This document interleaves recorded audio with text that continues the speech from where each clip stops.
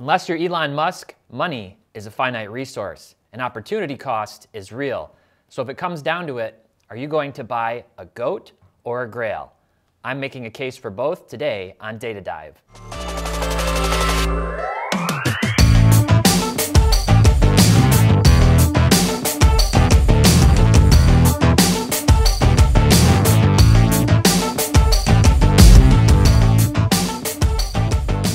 Hey everyone, welcome back to another episode of Data Dive. My name is Tyler Nethercott, better known as T-pott, and thanks again for stopping by.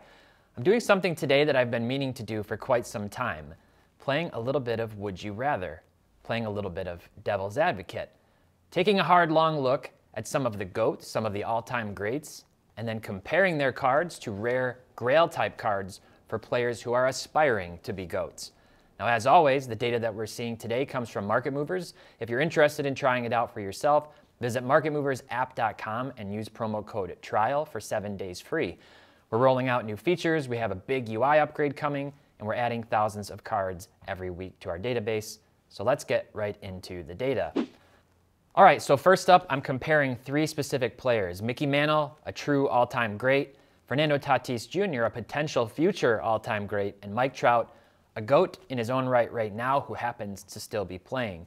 So first, let's make a case for Mickey Mantle, specifically his 1961 Topps card in a PSA 9. When you think about baseball cards in general, there are three players' names who come to mind before any others in terms of hobby prestige. Hannes Wagner, Babe Ruth, and Mickey Mantle.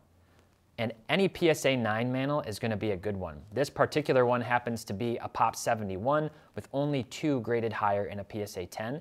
And that's obviously not likely to increase much, if at all. Now, obviously another big pro. This card's going to be stable, great long-term hold, the kind of generational card for family assets if you're looking to hand something down to children or other friends or relatives at some point. And this probably doesn't have, as a downside, any real home run potential. It's already up 71% in the last year, and that makes it kind of hard to see it doubling or tripling again in value in the short term. Obviously, we're past that kind of 2021 bull run euphoria, so it's hard to see any real massive increases in the near future. Now, another downside, while 1961 Topps is hailed as one of the best baseball sets of the 60s, it's still not nearly as iconic as the early 50s sets, so when you think of the Mantle cards, the 61 isn't one of the true GRAILs in terms of the cards that people are going to be chasing after for him. Now, let's make the case for Mike Trout, and specifically I've got here his Bowman Chrome Prospect Auto X-Fractor. This is numbered to 225. Beautiful card, obviously very rare. And so one of the big pros is that Mike Trout, obviously already a surefire Hall of Famer, even probably first ballot if he retired today. So another pro of Trout, he's still only 30 years old, and yet he has the fifth highest Baseball Reference JAWS score of all time among center fielders, behind only Willie Mays, Ty Cobb, Tris Speaker, and you guessed it, Mickey Mantle. He will also pass Joe DiMaggio and possibly Ken Griffey Jr. this year in all-time WAR, assuming that he stays relatively healthy. He's already off to a blazing start with over a 1.10 OPS in 13 games played as of recording this. Now this card is basically a hybrid GOAT GRAIL type card. A serial numbered Chrome Prospect Auto is the card to go after for modern type players. There are 106 BGS 9.5s in existence of this card, and there's only 3 higher graded with BGS and only 18 PSA 10s. Now, one of the other big pros of this card is that it actually sold for over $36,000 in January, so it's down now, which makes it potentially a good time to buy. It's down to $25,350 most recently. So obviously there's, recency. This card sold for much more. Could be potential rebound potential in the near future.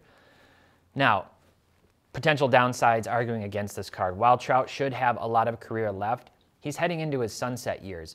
Don't expect him to be in the MVP conversation for many years to come.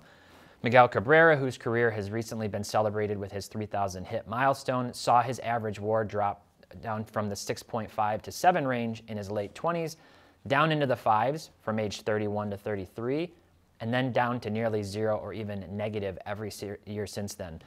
Cabrera's career WAR is actually higher 7 years ago than it is today for that reason. Now, if Trout's performance does end up suffering and he continues to play well into his late 30s, his card prices could actually lose a lot of steam during that era, during that period. We've seen that happen to countless other players like Miguel Cabrera, Albert Pujols, and many other athletes across other sports who are in the sunsets of otherwise legendary careers.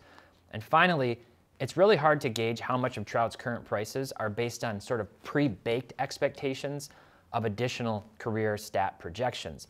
If his career were to end today, how much room does this card actually have to go up? It's really difficult to gauge that.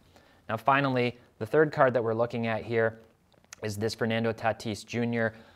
Bowman Chrome Auto, Bowman First, Refractor, Gold, numbered to 50. That's a mouthful to get out. And basically, some big pros of this card. Tatis obviously has swagger, he has flash, he likes the bright lights, and he loves the attention, and people love showering upon him. He seems to be the perfect fit for that Padres team who are trying to make a name for themselves in a really, really competitive division. His talent, outside of his sort of error-prone fielding, is absolutely undeniable. Last year, he finished in MVP 3 in voting with a 6.6 WAR in just 130 games. He led the NL with 42 home runs, and he missed 32 games as part of that. He also stole 25 bases, all of this as an encore to his MVP 4 season in the year prior. Now, the downside, or another potential upside rather, is that Tatis is injured right now. The spotlight is off of him, and his prices are down 21% over the last 90 days. So obviously there may be opportunity to buy low right now, waiting for him to come back from that injury. And another thing that I love here is that about this gold card is the price point relative to the orange refractor. I'm going to turn this on to the chart, and you can see this orange refractor sold for $85,200 recently, whereas the gold sold for $31,200. And typically, we don't see this kind of a price gap between the golds and the oranges. At times, the price can actually be nearly identical, likely because people just really love those gold refractors. So, another thing to look at in terms of upside for this card, we're comparing Tatis, maybe not to Mantle because of the eras being different, but let's compare Tatis to Mike Trout and see what Mike Trout's gold auto did here in a BGS 9.5. And that card sold recently for $120,000. So if we look at that, obviously hard to project that Tatis is going to have the kind of career, the kind of generational or even once in a lifetime career that Trout has had to this point. But you can still use this as sort of an upside benchmark to see that there should be room for it to go up if Tatis does end up being that kind of generational player. Downsides for this card, Tatis is injured again. And while that's a pro in terms of a temporary price dip, it could become a bigger problem if he continues to miss significant time in his career, especially these early years when it's so valuable to accumulate those 6 to 7 WAR seasons like he had last year. Hall of Fame matters in baseball, and stats matter too. And if a guy doesn't rack up the stats and the accolades, his card prices, more than even other sports, will really not hold up. Now, it's still early. Again, there's no guarantees with this guy or with anybody young in their careers. For every Mike Trout, there's 10 other players like Troy Tulowitzki, David Wright, or Robinson Cano, who, by the way, is on a really good trajectory and already has a 69 career WAR, but gets very little love on his card prices compared to earlier in his career. So, looking at this, you tell me, what else is worth noting here? I obviously can't go on and on and on about all these players and their cards, but there's a lot more worth mentioning, so let me know down in the comments what else I might be missing. So let's take a look at another set of cards. Let's jump over to football, and I'm going to come over here and I have 3 specific cards pulled up. I have Josh Allen's 2018 rookie ticket auto out of Contenders in a PSA 9, Pop 49. I have Tom Brady's 2000 victory base card here. This is Pop 255 in a PSA 10. And Kaboom's obviously very hot. I have Tua Tagovailoa's PSA 10 Kaboom card, just Pop 12 from his rookie season. My gut reaction here, without overthinking it, I kind of tested myself, just what does my intuition say, without really overthinking or analyzing, is, which one of these would I rather have? I right away thought I'd rather have the Josh Allen rookie ticket auto. It's iconic, it's an important card. In football especially, people love those Contenders rookie ticket autos. And so the thought here, once I kind of unpacked that a little bit more past my initial gut knee-jerk reaction, is that Allen's career so far, a lot of potential and a lot of development that he's shown. He has a great competitive attitude. He has a lot of grit. He has awesome body size. He seems built for long-term success. Like Ben Roethlisberger, he's hard to take down. He's athletic. And he's the only QB who didn't come from like a Power 5 conference who was actually worked out. He went to Wyoming. Maybe not the only one, but again, that's something sort of worth noting.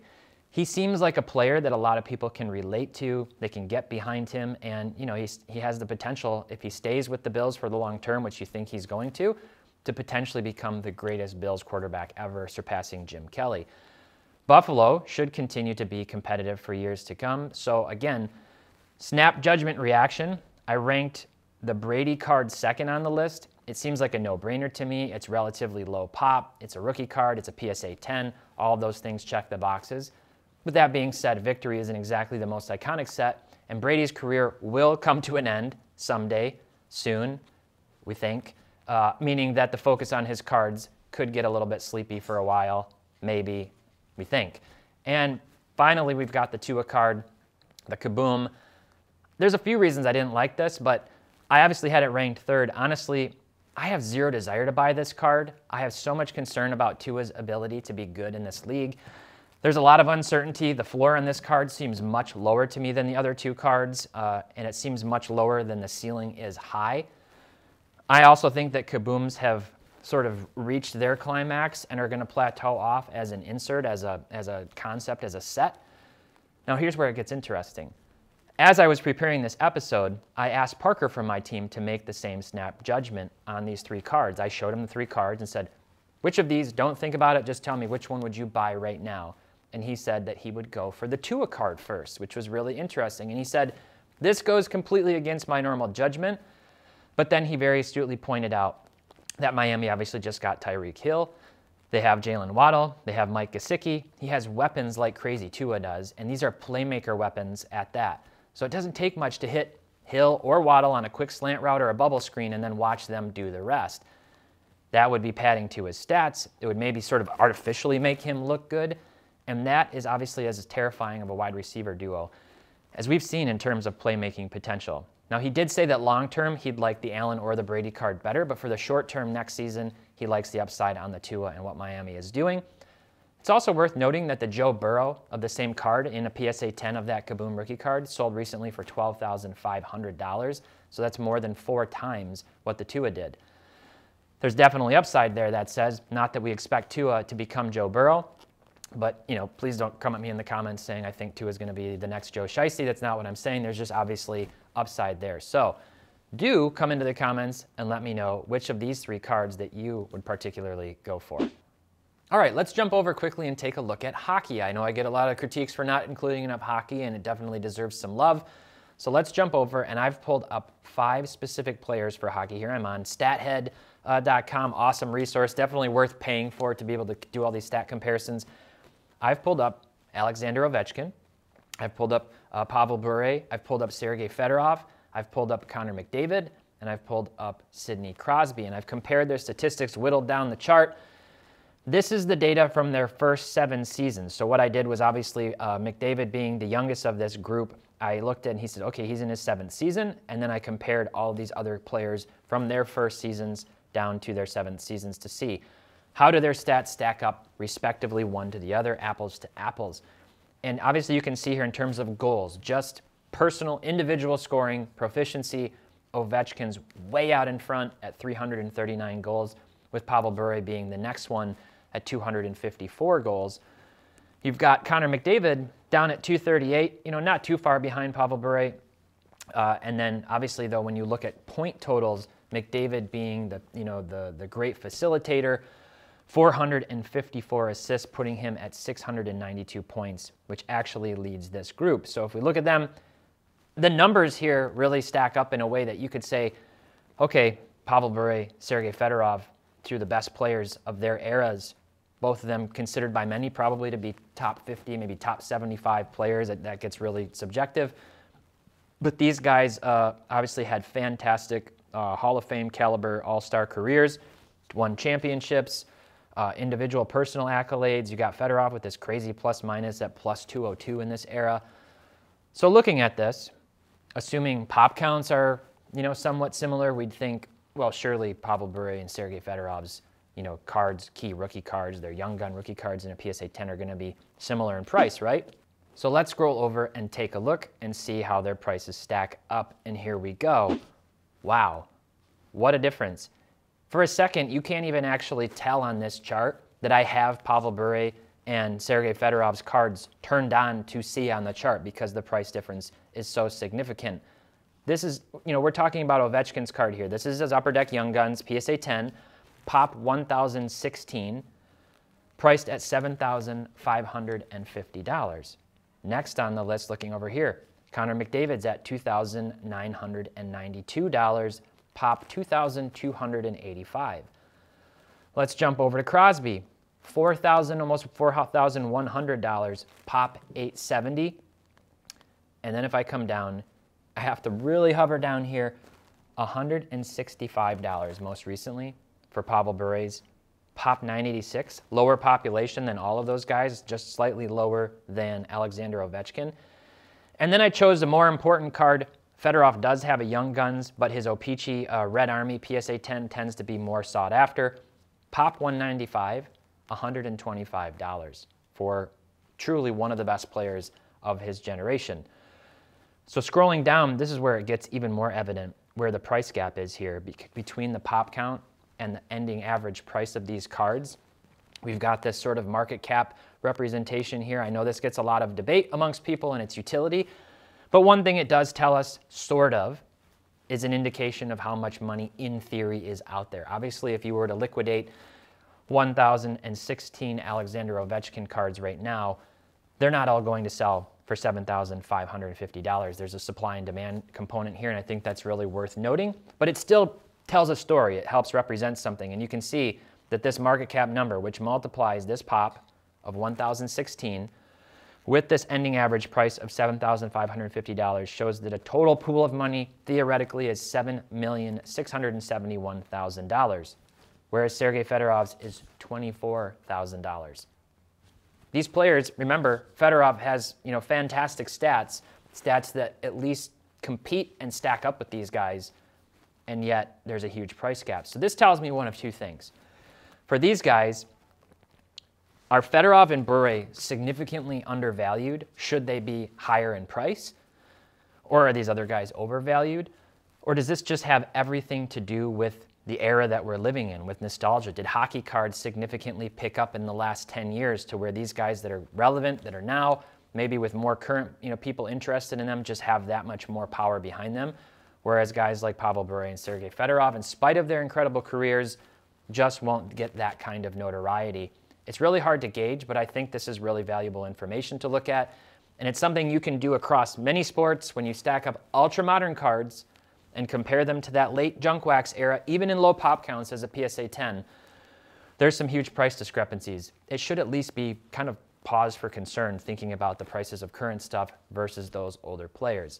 Now finally, let's jump over very quickly, not even getting into the charts necessarily. Let's just look at price movements by card and talk about basketball. And I just did something interesting here.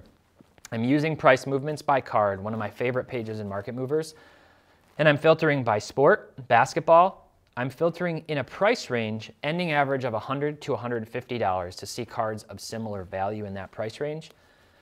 And then I wanted to look at different years, specific years, just to kind of compare a sample set. 1987, 1996, 2003, 2018, and most recently 2021. And I'm on the last 30 days because this will give us like a decent view to see what these cards have sold for. And just scrolling down, I would just ask yourself, if you're looking at cards and you're pricing them out, what is my dollar worth? What does it buy? What are my options? You could take this BGS 9 Flair Showcase Kobe Bryant, $150. There's another more, another different card, Raw, the 1996 Ultra Fresh Faces Kobe Bryant, $150. Then you've got Luka's Freshman Phenoms Silver PSA 10. That's obviously not an iconic rookie card. It is from Prism, but it's not one of his most sought after cards. Same price as the Kobe's. You've got another Flair card, and just scrolling down, this is kind of where it gets interesting. Like, would you rather have a PSA 10 Hyper, low population, Pop 36 from 2018 Prism of Kobe, or would you rather have one of his super iconic Flair rookie cards in a BGS 9 grade? For me, the choice is easy. I'd rather have the rookie Kobe in this case, and maybe it's because I love that era and I love flare, but the hyper doesn't necessarily do a lot for me. And then you can scroll down. You want a Jalen Brunson hyper pink PSA 10, or do you want a Kobe rookie? Do you want a Shai Gilgeous-Alexander? This one is serial numbered to 175. And this is like a really fun activity for me to go through and look at these cards. You've got truly all-time great players. And then you've got more modern players, and it might not even be a GRAIL card that you're looking at. It's just sort of a serial numbered card in that middle range, or not even serial numbered like the Hyper Pink and the Hyper. For players that may or may not do anything with their careers, it's really interesting to think about. What would you do in this case? Which of these cards would you be going for? Do you think about it this way? Make sure, if you're really interested in looking into this, again, you can try out Market Movers for free for 7 days. Use that promo code TRIAL and get in here and explore and look at the data. I think personally that it's really eye-opening. So, which of these cards overall would you rather have? We looked at a whole bunch of cards. I tried to look in different price ranges. I understand not all of us have $30,000 to drop on a card. I personally don't. So which ones do you think will appreciate more over time? Are there any other considerations that I missed that you think about when you're making these decisions about which cards to buy for your PC or for investment purposes? And when you're getting ready to make a purchase, overall, how do you narrow it down? Do you just look for the best deals? Do you look for cards below recent comps? Are you searching for arbitrage opportunities, for timing opportunities, or player projections? There's obviously so many things to consider and so many pros and cons to take into consideration. I would really love to hear what you think. Now, from my perspective, the data always helps, and our rapidly expanding Market Movers database helps a lot. Thanks as always for watching this, and until next time, happy investing.